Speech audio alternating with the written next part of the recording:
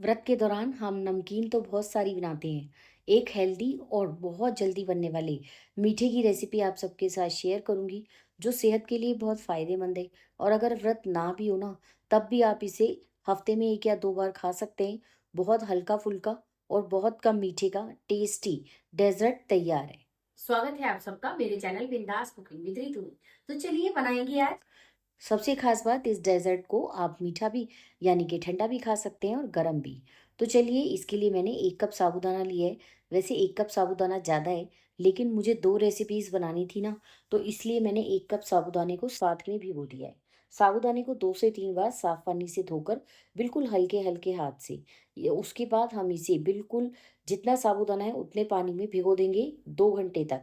और 2 घंटे बाद ये देखिए, साबूदाने का पानी सारा खत्म हो चुका है और बहुत अच्छे से ये भीग गया है, फूलकर साइज़ में डबल हो गया है। अब आधा साबूदाना मैंने निकाल लिया है साबूदाना की खीर बनाने के लिए, और आधे साबूदाना का मेरे को दूसरी रेसिपी बनानी है, तो मैंने उसे साइड में रख दिया है। अब इसके लिए मैंने 1 लीटर के लगभग फुल क्रीम मिल्क लिया है, और ये दूध पहले से ही बॉयल किया हुआ है, लेकिन इसका जो मलाई है ना, वो इसके अंदर ही है। मतलब पूरी तरह फुल फैट मिल्क है। अब हम इसे गैस पर गर्म होने के लिए रख देंगे। कोई भारी तले की कढ़ाई लेंगे। ये खीर जो है ना, बनानी बहुत ज़्यादा आसान है, लेकिन अगर आप टिप्स और ट्रिक्स को फॉलो नहीं करेंगे तो ये इतनी गाढ़ी बन जाती है कि खाने में बिल्कुल स्वाद नहीं आता। सबसे पहला टिप, जब पान दूध के अंदर अच्छे से बॉयल आने लगे ना, तब हमें उबलते हुए दूध में साबूदाना डालना है। अगर आप ठंडे दूध में साबूदाना डालेंगे ना, तो साबूदाना घुल जाएगा और खीर बनेगी ही नहीं। आप सबसे पहले तो साबूदाने को भिगोइए ज़रूर। अगर ये यूट्यूब पे कहा भी जाता हो कि बिना भिगोए साबूदाने की खीर, तो वो नहीं बनती है, साबूदाना जो है वो गलता ही नहीं है। आपको भिगोना बहुत ज़रूरी है। दूसरी बात, साबूदाने को हमेशा उबलते हुए दूध में डालना है, और बहुत ज़्यादा इस खीर को हमें गाढ़ा नहीं करना होता है। क्योंकि अगर आप इस खीर को बहुत गाढ़ा कर देंगे ना, तो ये खाने में बिल्कुल भी टेस्टी नहीं लगती।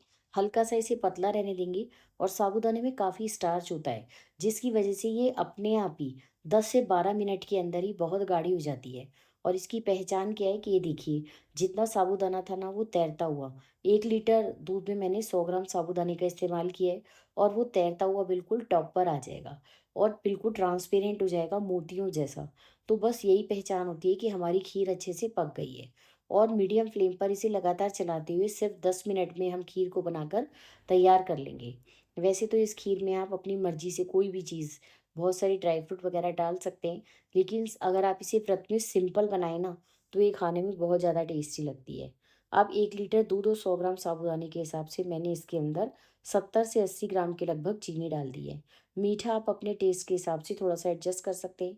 और खीर के देखिए कैसा लग रहा है ना, कि मोती तैर रहे हैं, और ये खाने में इतनी हल्की और इतनी टेस्टी होती है ना, कि आप इसे बार-बार बनाकर खाना चाहेंगे। मैंने आपके साथ साबूदाने की खीर की बिल्कुल परफेक्ट रेसिपी शेयर की है। अब 1 चम्मच मैंने इसके अंदर बादाम जो है ना, बिल्कुल बारीक चॉप करके डाल दिए हैं, और आधा चम्मच हम इसके अंदर इलायची पाउडर डाल देंगे। और कोई भी चीज़ इसके अंदर डालने की ज़रूरत नहीं है, बहुत कम सामान में लगभग साबूदाना व्रत के दौरान सबके घर में आता है, और सब बहुत कम सामान में और बहुत जल्दी बनने वाला ये इतना ईज़ी डेज़र्ट है।